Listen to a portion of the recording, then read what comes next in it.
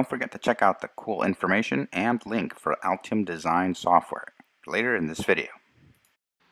Okay guys, so we are going to be looking at visualizing data. And this is going to be a two-part series and maybe even a three-part series. In the last part of the series, we're going to look at a full project. So we're going to look at the general automation model, and we saw some of this in the intro videos. And we're going to be looking at its two halves, the general sensing model and the general actuating model. In this video, we're going to be looking at the sensing model and how to visualize data. We're going to look at simple versus complex data, and we're going to introduce the LCD. And at the end, in the third part, we're going to look at a full project that brings in both sides, the sensing and the actuating model together, to complete the general automation model. And this is going to give you guys an idea, or a basis rather, for any project that you might think of. So, okay, let's get into it. So this is the general automation model. So we can sense stuff using all the different kinds of sensors that we can think of, much as we would with our senses in our body, and process that data or analyze it with a microcontroller, and then we act on it. And we're going to look at some of the actuators that are available as well. In this case, we have a robot hand, but there's quite a few.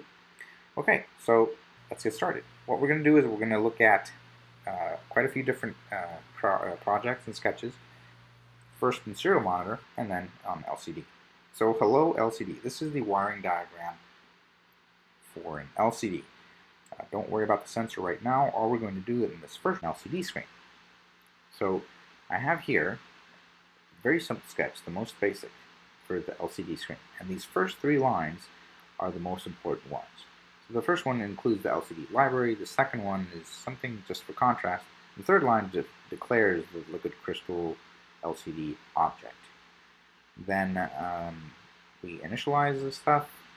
We set the cursor, and then we write to the LCD much in the same way we would write to the serial monitor. Okay, so this code is going to be down in the description, and let me just highlight the whole thing, copy, bring it over here, paste, and there it is. Okay, so let's take a look at a Hello World example for the LCD. We click on Upload, and it blinks, and here it comes, there it is. So that's how we get data onto an LCD. Okay, that's pretty cool. Now that we know how to do that, let's go ahead and modify, or to learn how the DHT11 example. Let's copy these three lines over. I already have them there.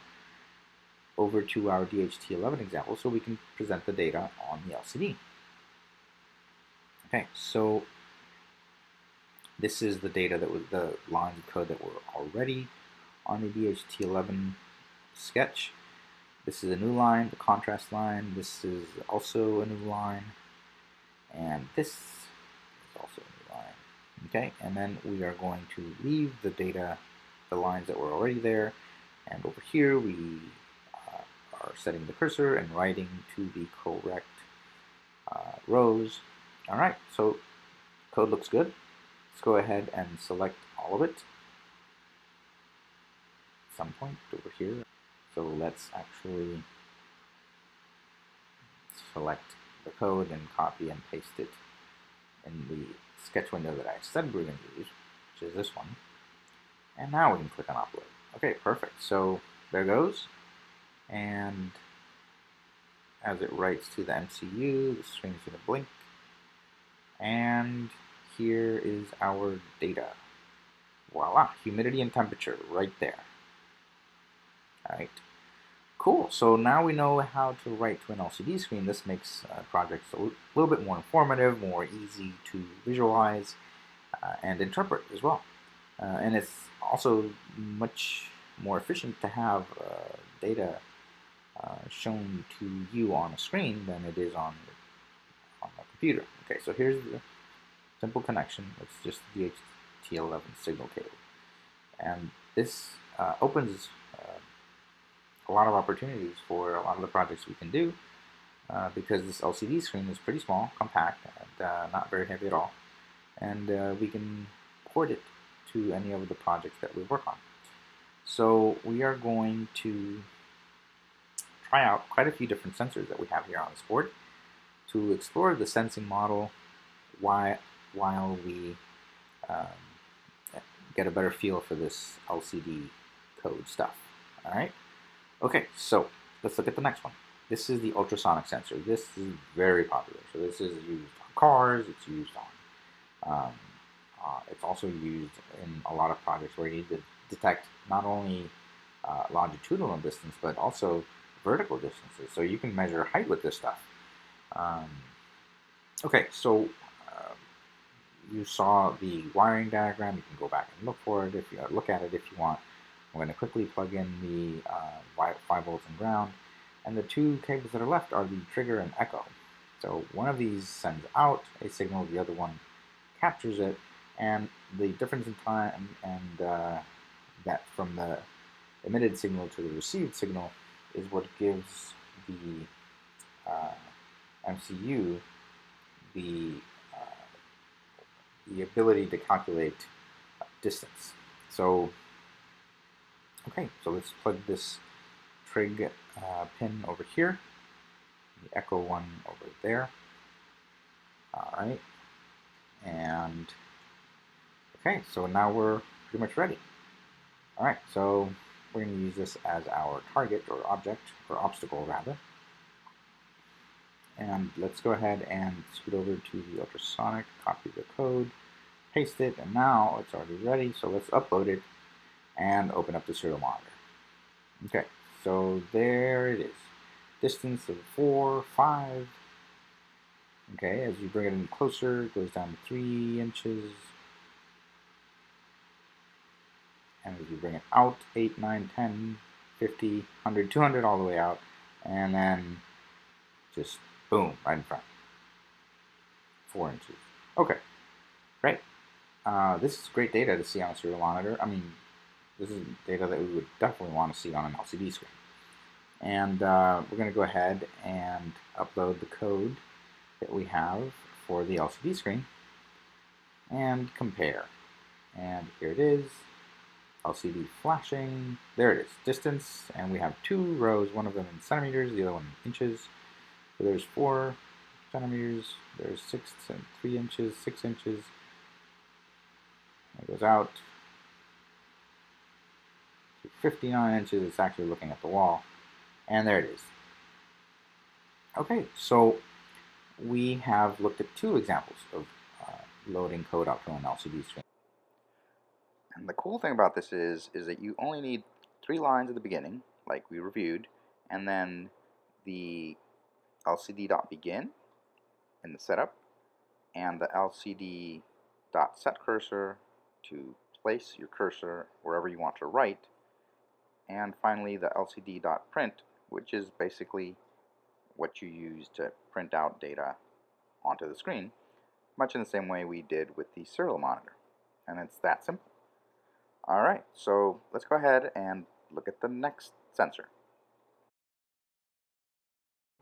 Okay guys, so we're going to look at the infrared sensor. Okay, so this detects infrared radiation. It's very popular in remotes. Okay, so it has 3 pins, and the first one is VCC, the second one is ground, as usual. So we're going to get those plugged in first. The third one is obviously the signal pin. So let me plug these into the power rails first. And we already have power coming out of the Arduino into these rails, and now onto these rails and onto the infrared sensor. Let me get this bunch of cables out of the way so you guys can see more clearly. And here is the infrared sensor. So we're powering one board from the other, and the other side over here. Okay, so let's go ahead and see what this looks like. And here's the code. I'm going to copy and paste it over here to our upload sketch. Replace all that code, and this is going to be the serial monitor example. So here it goes. It's uploaded, and let's go ahead and open the serial monitor to see what the data looks like. And there it is. Uploaded finally. That took a while. Okay, and we're gonna grab a remote control, just like any remote control you'd find laying around in your house, and here it is. So I'm gonna be pressing a couple of buttons down here. There's one, you can see the code. There's a second one, a different one. There's a third one. So each one of the buttons has a different code, and that is what we are basically saying whenever we press a button.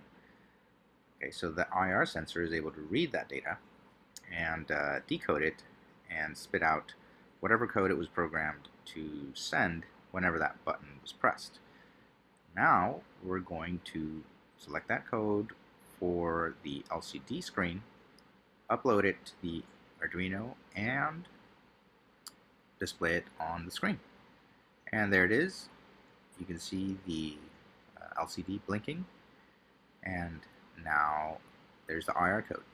And whenever we press a button on the remote, the IR code changes to whatever the said button is programmed to do. Alright, so just another example of how much better it is to visualize data on an LCD screen than it is to do so on a serial monitor, which would obviously require the presence of a computer connected to your project all the time. Okay, great. Now let's look at a pH meter sensor, which is great for a lot of scientific stuff. Okay. Okay, so we are going to look at this pH meter module.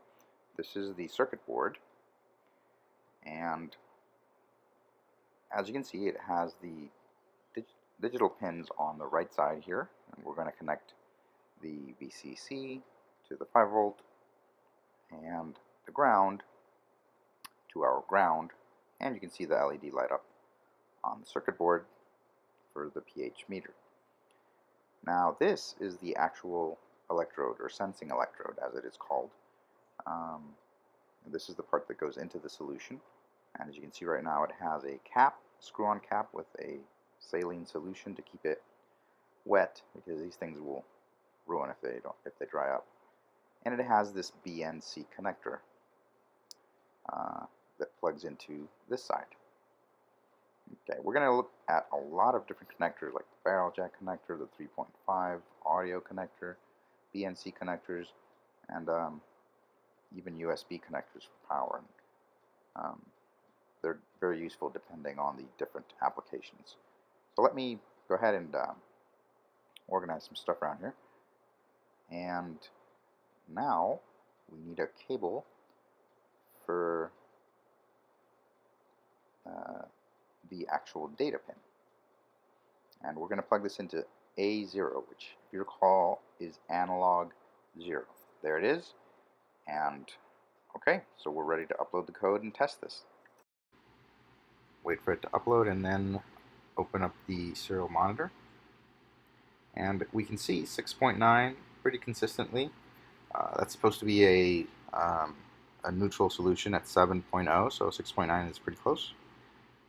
Alright, that's great. And now let's go ahead and copy and paste the code in for the same sensor onto the LCD screen. There it is. And hit the upload button for that sketch. And here it is. The screen is blinking, and voila. So we have pH. In this case, we could use it. Could be using this for a kombucha project, or for a beer project, or wine project, whatever we want. And this is what we are measuring with this sensor. Okay, and this is perfect because we can very simply hook up one of these LCD screens to some plastic container and attach it to any kind of batch tank wherever we might be monitoring our parameters, and it's very visible. Okay, Okay, so let me go ahead and take this apart. And we are going to look at something called Grove, which is a system of sensors and shield, which make sensing or analyzing certain data, the more commonly um, recorded data, a lot easier. So here is the Grove kit, and as you can see, it comes with a lot of sensors and it comes with a shield. And the shield has quite a few connectors for the different sensors, and it has the same pinout for the Arduino Uno in this case. So this basically fits right over your Arduino Uno and allows you to plug in quite a few different sensors such that you are converting your Uno into a station. So let's get this Uno out of the way with the LCD screen and look into the Grove kit and the Grove shield. However, before we take it apart, we are actually going to look at one of the Grove sensors directly on the Arduino. That way we can compare the differences between using sensors directly with all these wires and using it on something like a shield. So we're going to plug in VCC and ground of our sensor, and this third pin, as usual, is going to connect, in this case again, to analog 0, which is A0, and that's the signal pin for the sensor, and this is the sensor right here. This is a UV, ultraviolet sensor. Let me see if I can hold this down like that, and let's go ahead and upload the sketch and take a look at what kind of data this produces. Here is the serial monitor, and here is our data. Now there are 3 different ways of measuring in this case, and I have actually used all 3, but you could probably see that we get one of the indicators as 425.93 and the other one is 627, and that's pretty consistent for indoor UV. And we're going to take this outside so you can see the difference. But now we are uploading it onto the LCD, and here it is, the UV alarm system, UV index 425.93. That's the data I was talking to you guys about. And there's a way to convert this into the UV index that you usually see in news programs and whatnot. But so we've managed to get this data from the sensor onto the LCD, and this is very useful for making UV alarms that people might want to carry in their car or take camping with them, or when they go to soccer practice. A lot of parents are very careful about what their kids are exposed to, and that's perfect for this application. Okay, so let me introduce Altum Designer. Why? Because we're building all these projects and the idea is to make a product we can sell. After all, the only thing more satisfying than a working Arduino project is a profitable one. Nowadays, you can have your prototype or final designs printed by a professional PCB service. All you have to do then is make a cool case for it, slap your logo, and ship your products. Altium is a software that lets you drag and drop your designs onto a graphical user interface and automatically route all the connections for you and even send it off to get printed.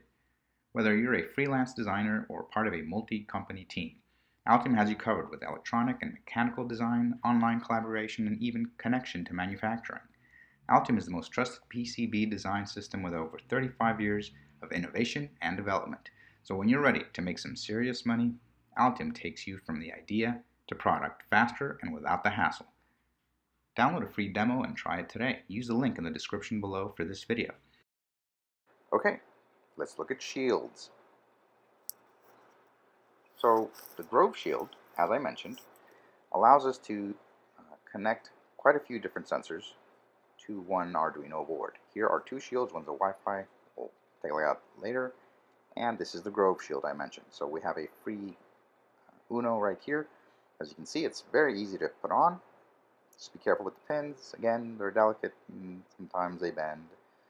Okay, so we use these connectors up top to plug in our sensors. And in this case, it goes into the analog 0, which is right here, A0. And you get that in there. Also be careful with these pins. smaller they are, the weaker they are. So there it is. And that's our sensor. We are now going to upload the data for this sensor with the shield and power up. As you can see, the Uno powers up and so does the shield, as you can see from the LEDs. And now let's compare and see if we actually get the same data. Remember, we're not changing anything. The only thing we're doing is connecting the sensor through the shield in this case, instead of through direct jumper cables. Alright, so here is the serial monitor, and as you can see, the same data, 403.51 and 594, and in the second round 403 is now 403 again, and here is the data that I promised for the outside exposure. So this is jumps from 403 to 440, and then back down to 418, and finally back down to 403. So you can see the data changing when we take this shield with the sensor outside into the direct sun as compared to inside. Alright, so this is the Grove shield, and as you can see, you have a lot of slots here for different sensors that you can pick from in this box and outside of this box. There's sound sensors, there's touch sensors, humidity, air quality, there's dust, there's even sensors for humidity. You can build your own weather station or air quality monitoring station for warehouses, factories, etc. Okay, so let's be careful when removing the shield. Don't want to bend those pins. You really shouldn't do this while the Uno is plugged in, but just so you know. Okay, so let's put the shield away. We're done with that. Okay, so let's talk about more complex data. As you might recall from a previous video, this was a coffee humidity sensor. It has an LCD, circuit board with a nano that is connected to a DHT22, and it takes instantaneous measurements of humidity of the parchment coffee that's inside the cylindrical container on the left. Now, what if we want to take data for over a long period of time? Well, then we have something like this. This is EMON CMS, Energy Monitor Content Management System. You can install on a website, or you can use a free one as well, I believe. And here we are recording data from humidity and temperature for ID4 and ID5 in real time. And it updates every 180 seconds. You can see in the updated column, which is now at 174, and the values on the right are 43.5 for humidity, but when it reaches 180, it takes a new measurement, and 43.5 changes to 43.8. And the data keeps logging on as long as the sensor is feeding the data onto a microcontroller. And we can see this time series in this data viewer. As you can see here in the beginning, I remember we actually had a power outage for a few days. Okay, and another kind of complex data is, for example, gyroscope or spatial orientation data. This is the MPU 6050, and we will take a look at a project with this in the future, and we use this in the car kit series when we controlled the car with the glove. And what it does is it provides information of the different axes. So, for example, if the sensor can be rotated in this direction, forward and backwards as well, or it could rotate on its axis, then those 3 degrees of spatial information can be fed onto the Arduino and then processed by, as we can see here, we are using a program called processing, and this sketch feeds the data into the Arduino and then into processing, which draws a 3D figure, which in this case looks sort of like an airplane. And as I move the MPU 6050, the data is used to move the 3D airplane. Okay, great. So that was the sensing side, or the general sensing model, and we will look at the actuating model in a future video. Okay, so I really hope you guys enjoyed this video. It gave quite a few examples of sensors and how to display simple data on an LCD or complex data on something like a content management system or a 3D rendering program. Okay, so don't forget to like, share, and subscribe. See you next time.